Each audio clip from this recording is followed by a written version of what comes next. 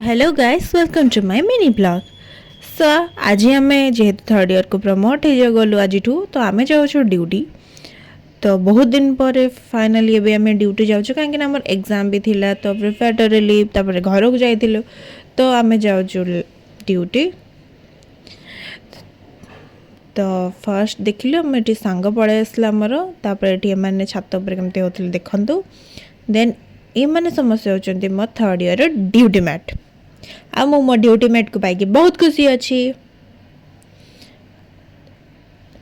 तो ड्यूटी सरला पर आमे बाहर हॉस्टल कहीं आमको लंच करार लंच सरला पर आमे पुणी बाहर कॉलेज आ एक्साइटेड भी थिलु कहीं आम नुआ रूम रे बसबू। तो ये देखो तो कते सुंदर फुल होइची। तो फाइनली आमे पहुंच गलो आम नुआ क्लास रूम रे। तो चलो देखियो कोन कहउछन समस्ते केमती लागुची न्यू क्लास केमती लाग So very beautiful and it's a very curious. अच्छा केमती लागुची जमा बोला कबे हम बोर्ड चेंज हो जाय हम बोर्ड साइड पड़े ओहो अच्छा। तो क्लास सरला पर आमे बाहर रूम। तो आज मैं ये वीडियो भल लगे लाइक कमेंट सब्सक्राइब रोज जय जगन्नाथ।